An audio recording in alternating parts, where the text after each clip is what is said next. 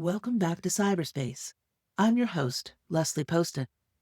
In this special episode, we're diving into the psychology of stochastic terrorism. It's a term that might sound abstract, but it has deadly real-world consequences. This week, Charlie Kirk, a political pundit, podcaster, and founder of Turning Point USA, was shot and killed during a university event in Utah. The online and offline reaction was swift and polarized. As with any death of a public figure who promoted violent viewpoints, people grappled with their emotional reactions versus societal norms, asking themselves, should people feel empathy? Should people condemn violence categorically?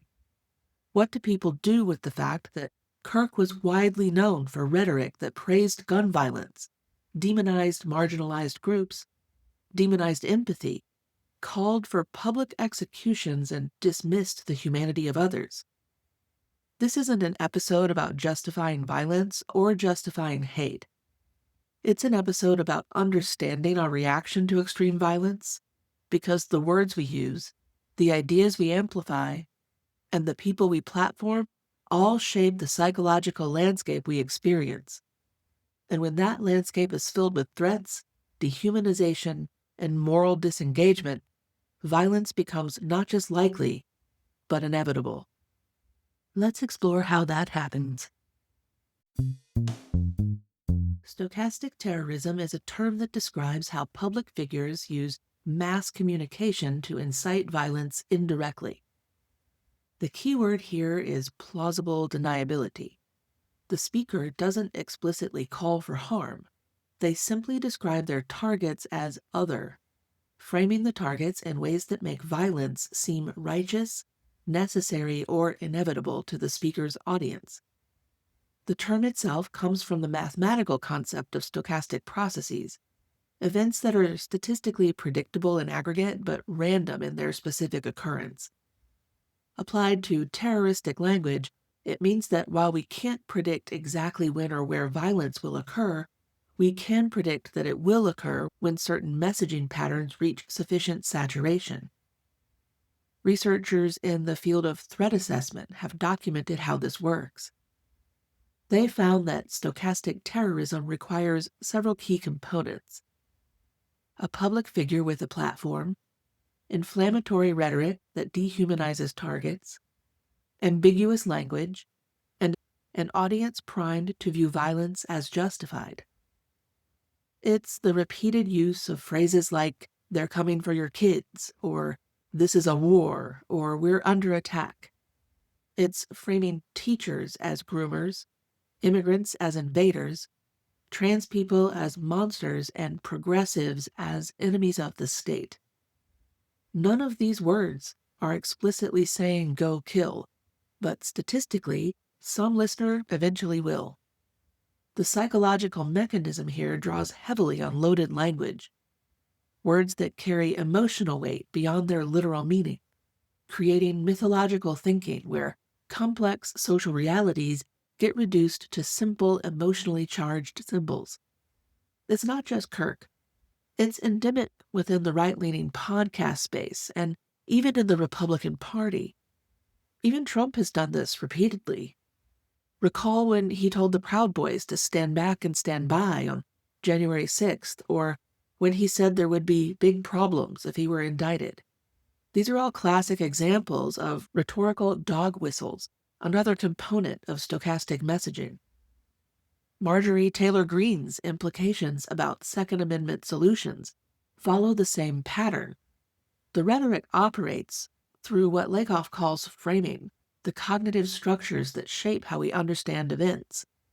When political violence is consistently framed as defensive rather than aggressive, patriotic rather than criminal, or necessary rather than optional, it becomes psychologically easier to justify.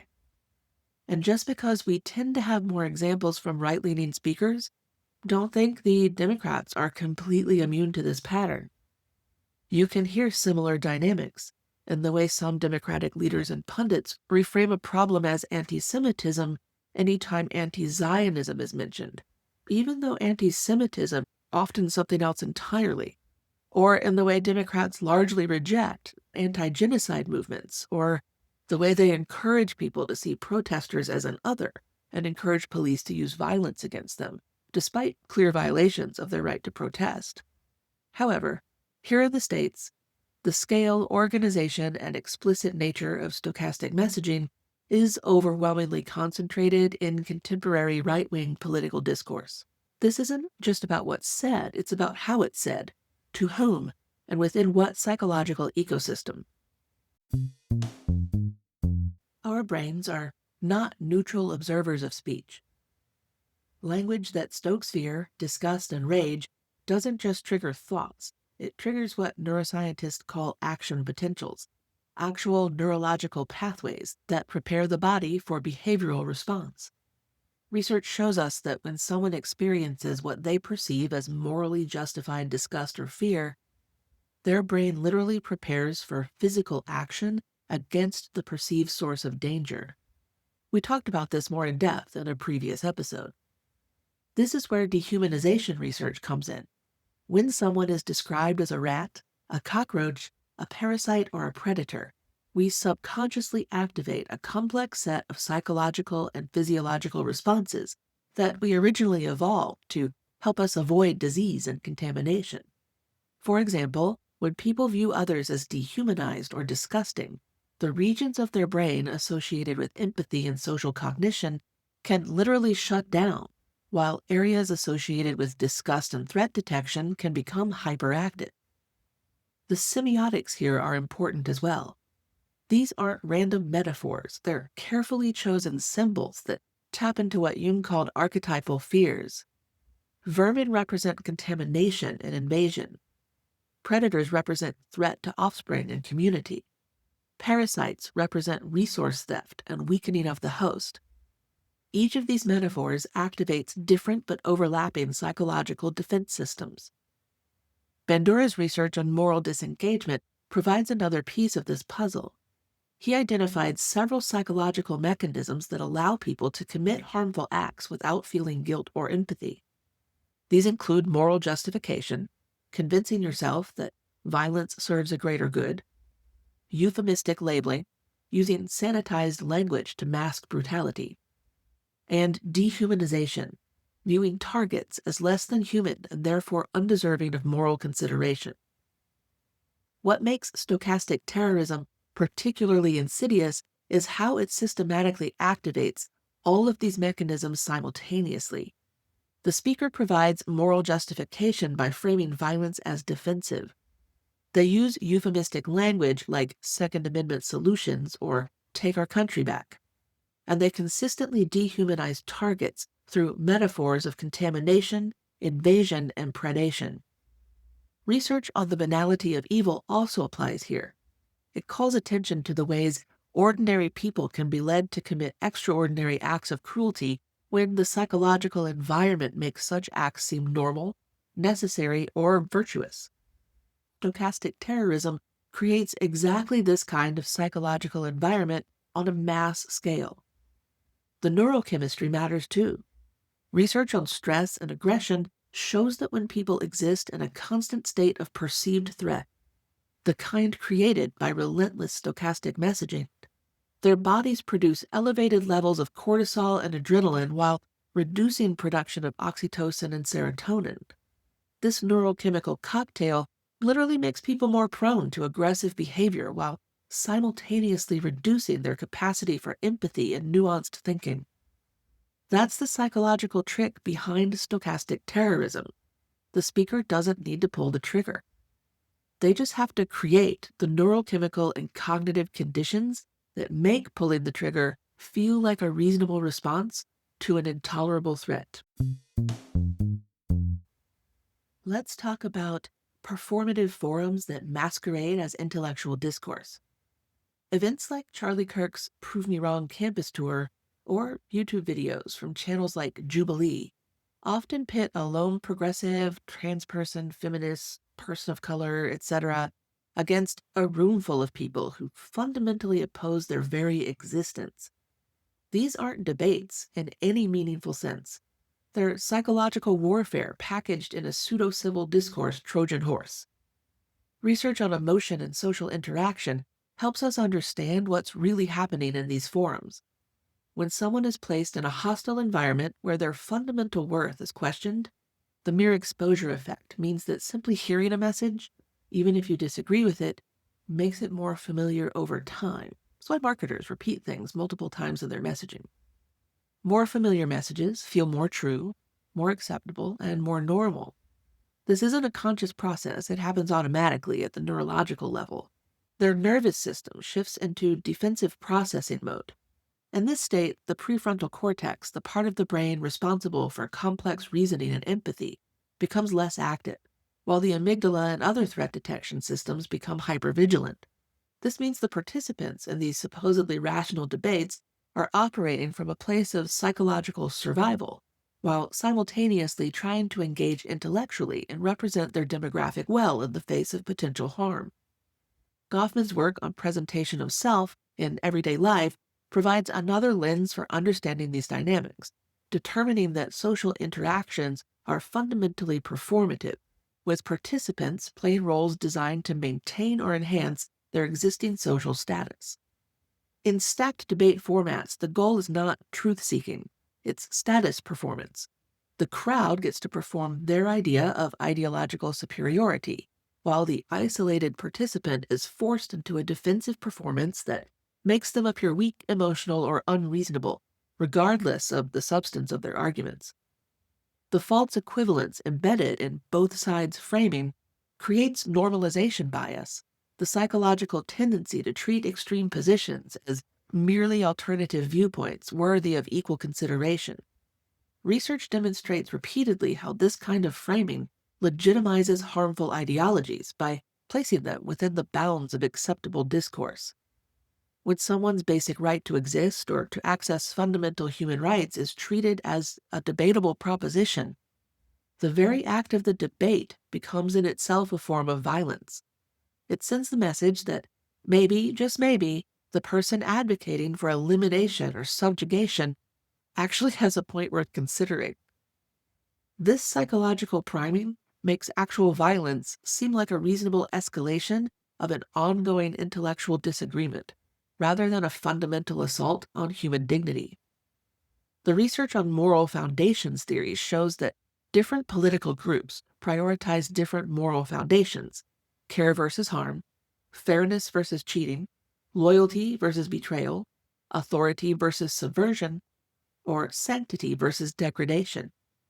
And when debates are structured around the assumption that all moral foundations are equally valid, they create a psychological environment where harm to outgroups can be justified through appeals to in-group loyalty, traditional authority, or cultural sanctity.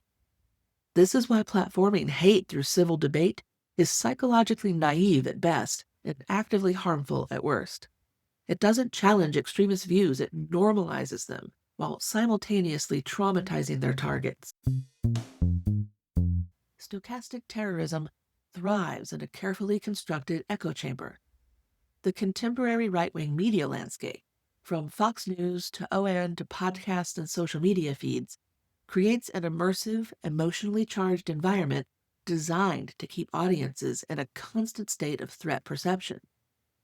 Research on algorithmic amplification shows how digital media platforms function as inactive technologies, systems that don't just transmit information, but actively shape behavior through repeated exposure and reinforcement. The right-wing media ecosystem has weaponized these mechanisms to create self-reinforcing cycles of threat perception that grow more intense over time. The ecosystem uses repetition, sound bites, memes, and humor to obfuscate hateful messages, while simultaneously making them more memorable and shareable. Tucker Carlson's long-running commentary on replacement theory, for example, provides a perfect case study. The idea that white Americans are being deliberately replaced by immigrants isn't just false and racist, it's deadly. This conspiracy theory was explicitly cited by mass shooters in El Paso, Buffalo, Pittsburgh, and Christchurch. But Carlson never directly calls for violence. Instead, he uses meaning that's implied rather than explicitly stated. By repeatedly describing immigration as an invasion, by characterizing demographic change as replacement, by framing these processes as intentional attacks on white Americans, Carlson creates hostile attribution bias in his audience, the tendency to interpret ambiguous events as hostile or threatening. Research on emotional contagion through media consumption shows how this works psychologically.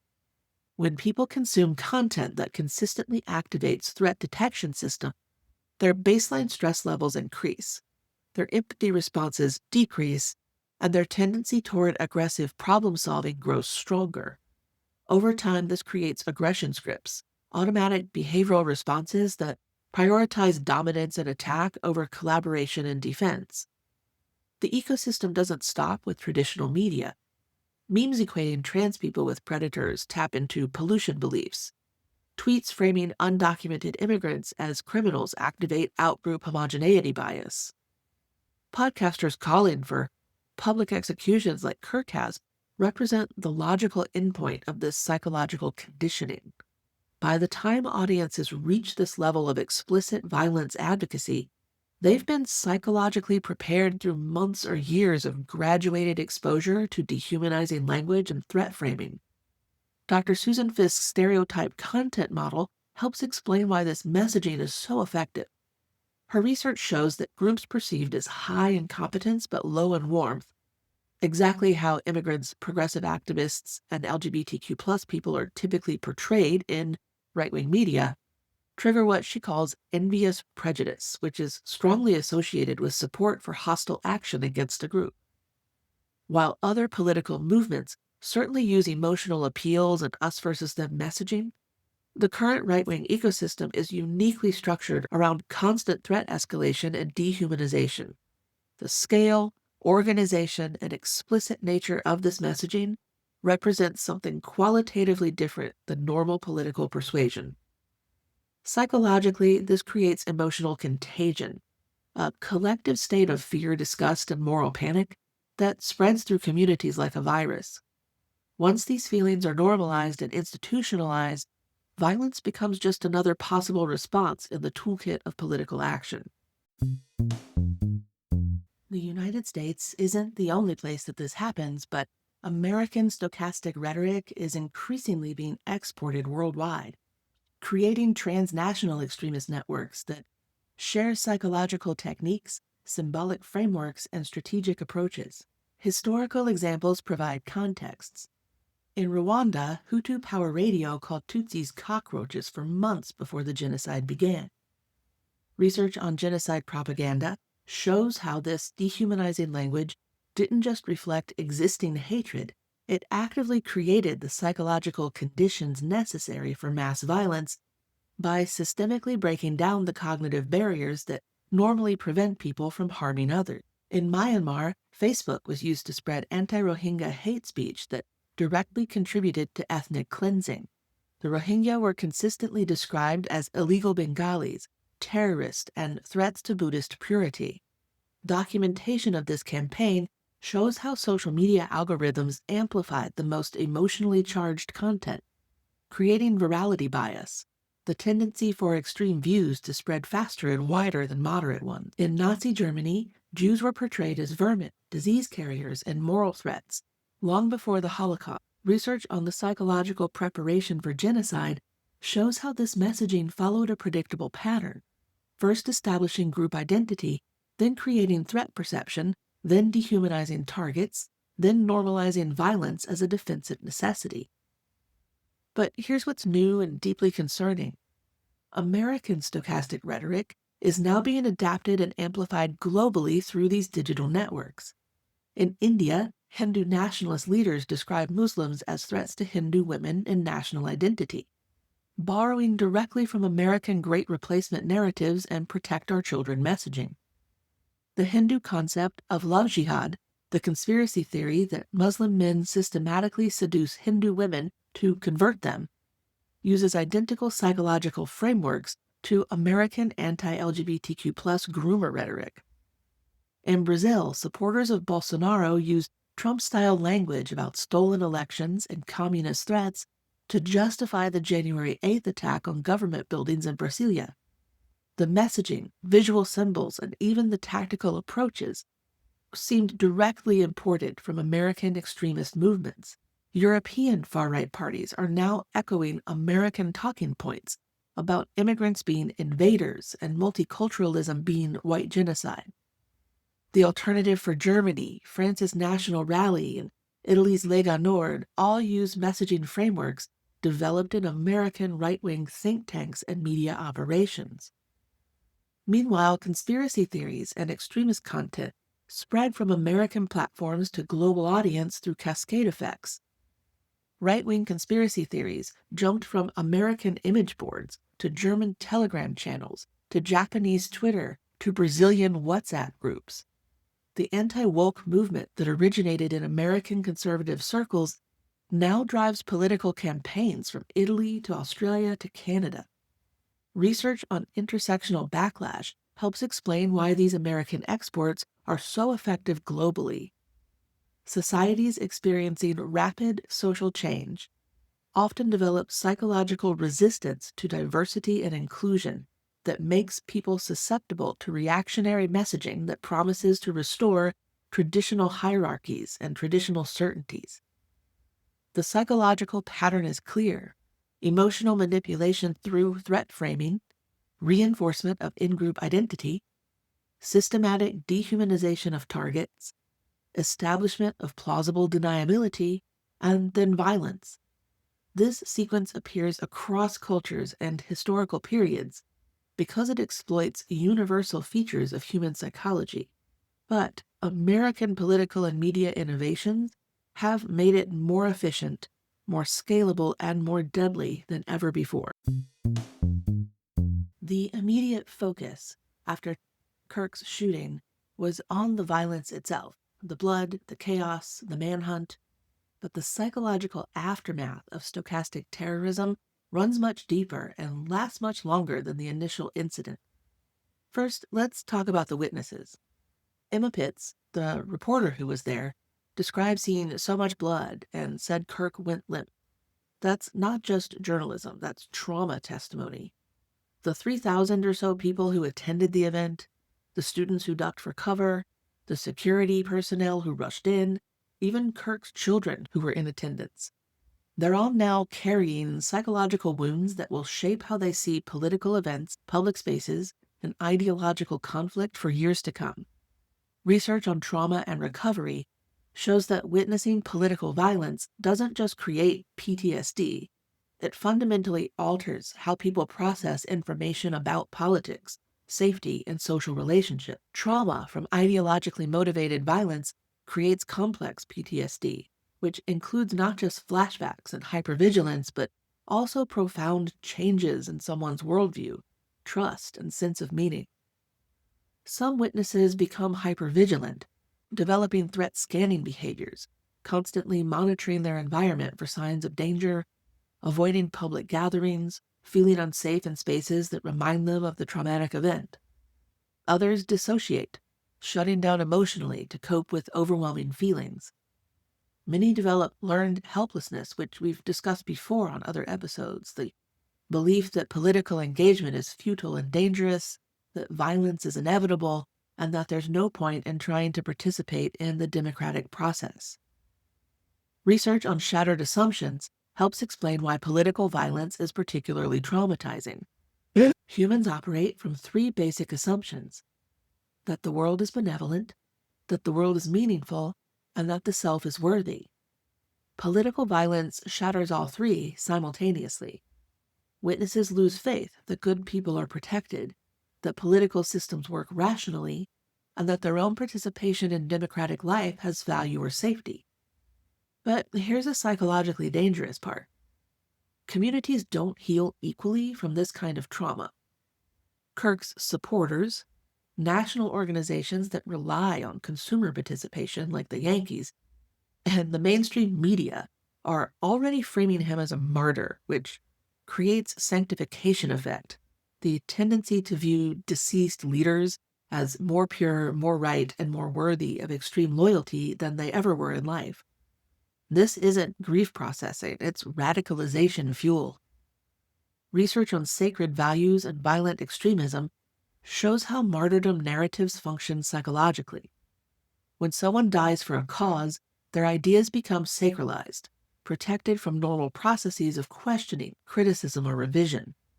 Kirk's death doesn't just amplify his message, it makes that message psychologically immune to challenge among his followers. Meanwhile, Kirk's frequent targets and ideological opponents face a different kind of trauma. Moral injury occurs when someone is forced to act against their moral beliefs or witness something that violates their fundamental sense of right and wrong. For people who were targeted by Kirk's rhetoric, being told to mourn his death while knowing that he advocated for violence against them creates profound psychological conflict. Research on moral injury in military contexts translates directly to political trauma. When people are forced to suppress their authentic moral responses to harmful events, they develop symptoms including rage, guilt, spiritual crisis, and social isolation. This is exactly what happens when marginalized communities are pressured to express sympathy for someone who denied their humanity. The broader community fragments in predictable ways. Research on collective trauma shows that societies typically split into three groups after political violence: those who become more radicalized in their existing beliefs, those who disengage entirely from political participation, and a smaller group who become motivated toward reconciliation and systemic change. Unfortunately, the radicalization and disengagement responses are typically much larger than the reconciliation response. This creates polarization amplification, where political violence, rather than bringing communities together, pushes them further apart. Trust in our institutions erodes because they fail to prevent the violence. Research on social capital shows that when political institutions can't protect citizens from ideologically motivated violence, people lose faith not just in those specific institutions, but in the entire concept of institutional authority. Most insidiously, society becomes desensitized to political violence through habituation effects. When violent rhetoric leads to actual violence repeatedly, the shock value decreases. Media coverage becomes routine. Public outrage becomes performative rather than genuine. And the psychological threshold for accepting future violence gets lower and lower over time. This is how stochastic terrorism gains traction, even when the original speaker is silenced. The trauma it creates makes more violence likely, not less. The psychological wounds become infected with rage, fear, and despair, and that can last for generations. Now we arrive at a cultural pressure point. The shooting of Charlie Kirk raises a difficult question. Are people supposed to mourn someone who didn't mourn others? Someone who actively pushed narratives that led to violence and pain? There's an expectation, especially in American culture, that everyone deserves a moment of grace when they die, that to speak ill of the dead is distasteful, but that simply isn't always true. Research on psychic numbing helps explain this dynamic. Human empathy is tricky. We can genuinely care about individuals, but our emotional systems get overwhelmed and in some cases shut down when confronted with large-scale suffering. This is why people can feel deep sadness about one person's death while remaining relatively unmoved by statistics about mass casualties. But empathy isn't just limited, it's also reciprocal. Neuroimaging research shows that empathy requires shared neural representations. Our brains literally mirror the emotional states of others, but this mirroring only occurs when we perceive the other person as part of our moral community. When someone spends their career systematically excluding others from moral consideration, describing them as subhuman, threatening, or deserving of violence, they're not just expressing political views, they're actively working to break the neural mechanisms that make empathy possible. We talk about authoritarians' relationship to empathy in another episode. You should check that out. When people do this, they're teaching their audiences to shut down the very brain systems that could generate compassion for their targets. Research on emotional labor becomes relevant here as marginalized groups are often expected to perform the emotional work that benefits their oppressors. Smiling when insulted, staying calm when threatened, expressing gratitude for basic human dignity. The expectation that people should mourn Kirk falls into this pattern. Asking someone to empathize with the person who denied their humanity isn't healing. It's a form of psychological violence. It forces them to suppress their authentic emotional, rational responses and perform emotions that serve others' comfort rather than their own healing. This doesn't mean celebrating death, but it does mean refusing to be coerced into silence about its context. Psychological realism requires acknowledging that empathy is reciprocal and has boundaries. When someone spends their career advocating for violence against specific groups, those groups aren't psychologically equipped to grieve that person's violent death in the same way someone else might. Butler's work on grievable lives provides a framework for understanding this. Butler argues that societies decide which lives are worthy of mourning and which aren't through complex systems of recognition and dehumanization.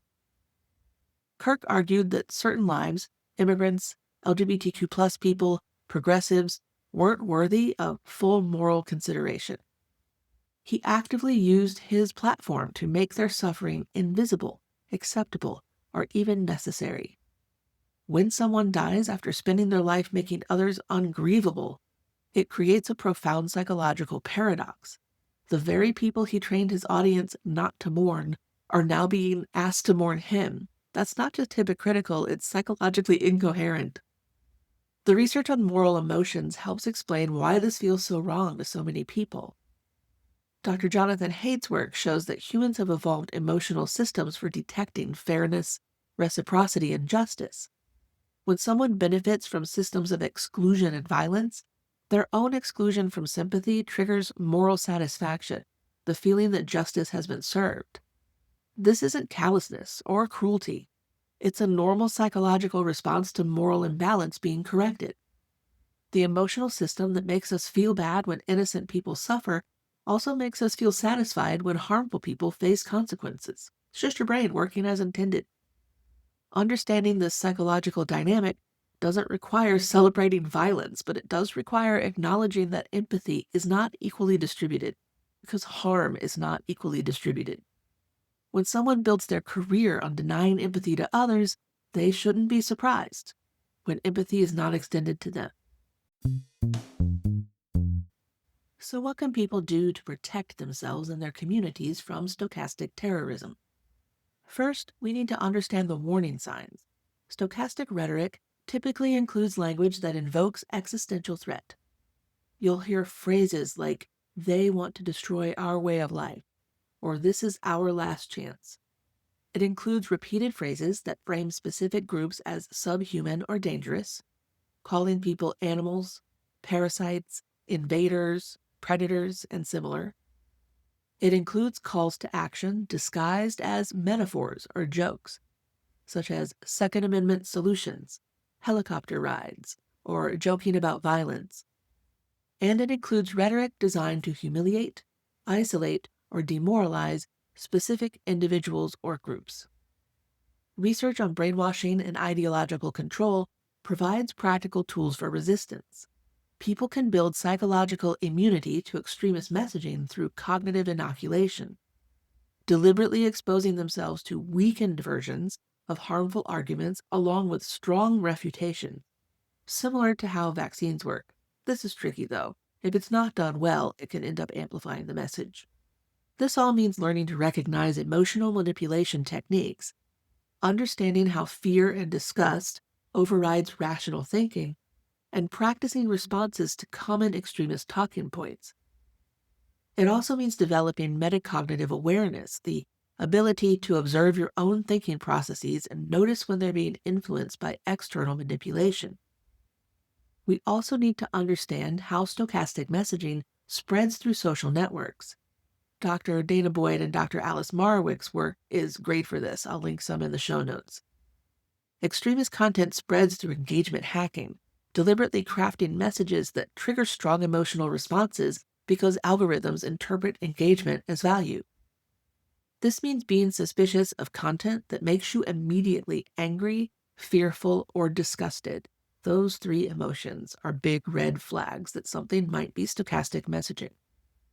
It means checking sources, looking for corroborating evidence, and being especially careful about sharing emotionally charged content that confirms your existing beliefs. And this is true on all areas of the political and religious spectrum. Media literacy becomes critical, but it needs to go beyond simple fact-checking.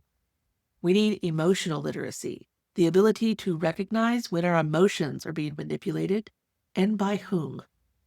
This includes understanding how repetition makes ideas seem more credible, how dehumanizing language shuts down empathy, and how false balance or debate can make extreme positions seem reasonable. We talk a lot more about media, digital literacy, and AI media literacy in depth in a past episode that can help with this. We can demand better from media platforms, not just through regulation, but through individual choices about what we consume, share, and support financially. Money talks in America. We can speak out when people treat hate as a valid debate point, especially in educational settings where young people are learning what counts as acceptable discourse. We can teach historical awareness, helping people recognize how current stochastic messaging echoes past propaganda campaigns that led to mass violence. Pattern recognition is one of our best defenses against psychological manipulation. Most importantly, we can stay emotionally awake and morally grounded. Stochastic terrorism works by creating psychological confusion, making people unsure about what's true, what's fair, what's normal, and what's acceptable. Maintaining clear moral boundaries and trusting our authentic emotional responses to harm and injustice is essential for resisting stochastic messaging. We can also recognize the global nature of this threat. When American politicians use stochastic language, it doesn't just affect American politics. It provides a template for authoritarians worldwide. Our responsibility extends beyond our borders because our media and political culture have global influence. The most important thing is refusing to accept stochastic terrorism as normal or inevitable. Every time we let hateful rhetoric slide because it's not explicitly violent, every time we platform extremist speakers in the name of balance, every time we treat human rights as debatable propositions, we're all contributing to the psychological environment that makes violence more likely. If this episode helped you see something more clearly, or helped name something you felt, share it with someone. Talk about it. Reflect on it. Hold your media accountable for how they report on this incident. Reconsider debate culture in the framework of perpetuating the problem of stochastic messaging. This week's shooting in Utah wasn't an isolated incident. It was the predictable outcome of a system designed to make violence seem inevitable. The witnesses, the communities, the global movements watching, they're all part of this story now, and how they process this trauma will shape what happens next. Thanks for listening to PsyberSpace. This has been a special midweek episode. Our regular episode will drop this coming Monday, as usual, Sunday if I get it done early. This is your host, Leslie Poston, signing off and reminding you, stay curious, stay grounded, and subscribe if you want to hear more of what I have to say about why things are the way they are.